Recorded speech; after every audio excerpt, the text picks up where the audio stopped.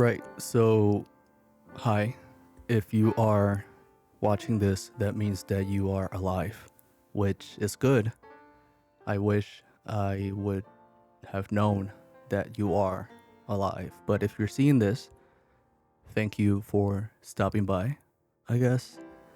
I've been thinking about you a lot. I've been trying to find a way to reach you. And I remember how we used to share things to watch. So I would like to try that.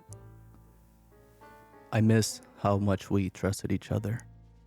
I'm hoping you can trust me one more time because I want to share with you 3 of my favorite movies of 2023 and maybe some honorable mentions. Hopefully you have a chance to check these out and maybe even let me know what you think about them. So, yeah.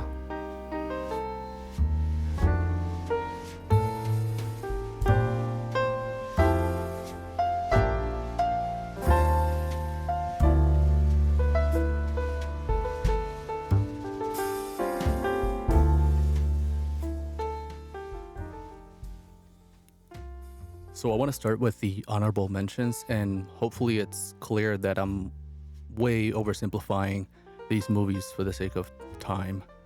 The first honorable mention is Rye Lane, which you can see has echoes of Before Sunrise, but in the Gen Z era. You fall in love with these characters immediately and hope that they do the same by the end of the ride. Biosphere is just 2 dudes being bros at the end of the world, and exactly why I love small sci-fi. Dude, What? life finds a way. You didn't just quote Jurassic Park. Huesera showcases some incredibly effective sound design. The movie is soaked in hyper-local folklore, and it has one of the best performances of any movie this year in Natalia Solian. And No One Will Save You is an extreme exercise in show don't tell. Come for the modern silent film plot device, stay for the incredible Caitlin Dever performance. Few movies will glue you to your seat like this one will.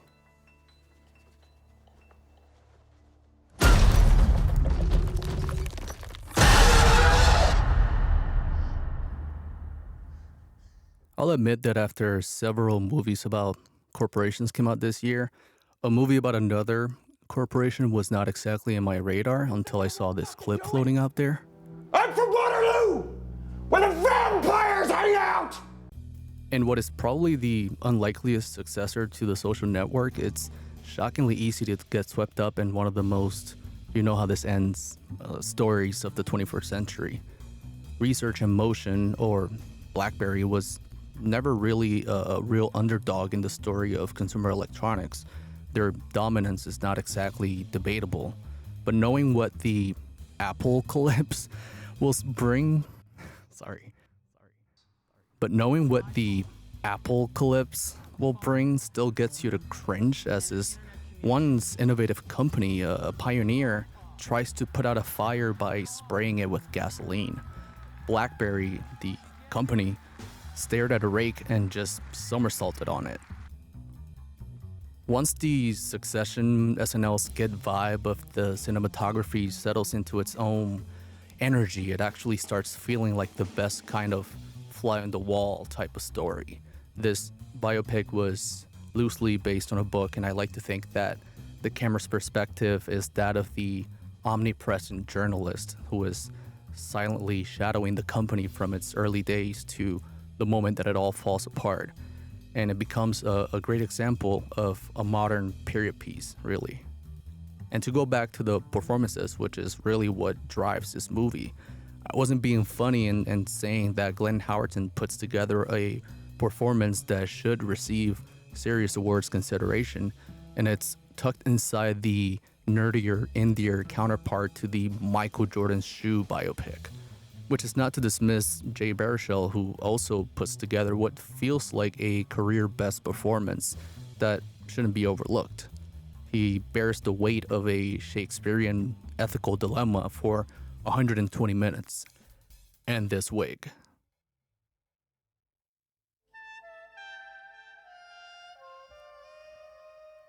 Cuando Acecha la Maldad, or When Evil Lurks, is quite simply the best horror film this year, maybe even the decade so far.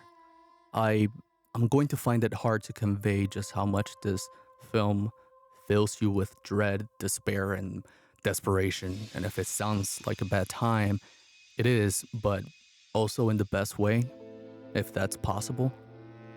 Recently, I watched the 101 Scariest Moments on Shudder, and to my surprise, Aterrados was featured at a respectable 66.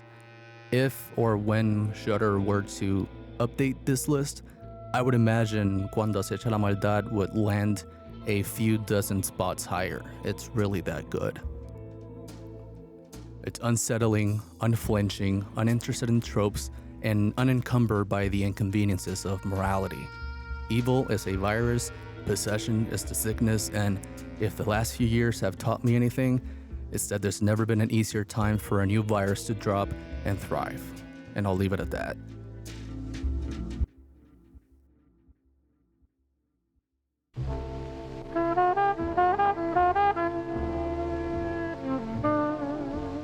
혜성!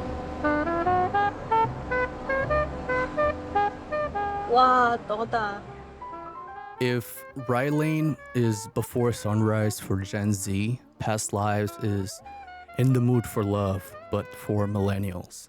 It's a tender gut punch of a story made all the more impressive when you know that this is Celine Song's debut feature, and you just know that you're in good hands immediately.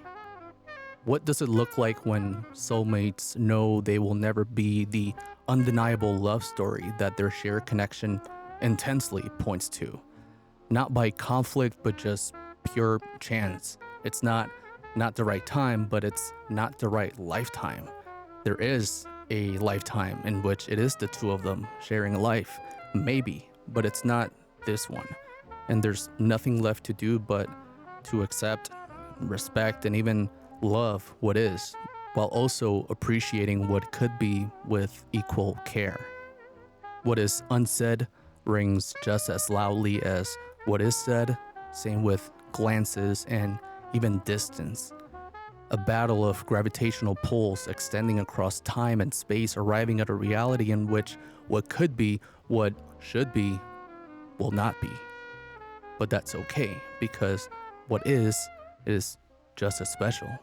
Even more so because it's real. Past lives just hurts so good.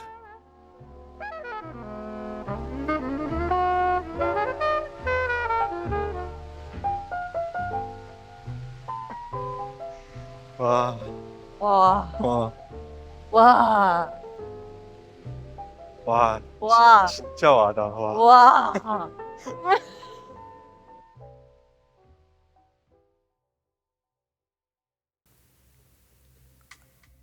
That's it.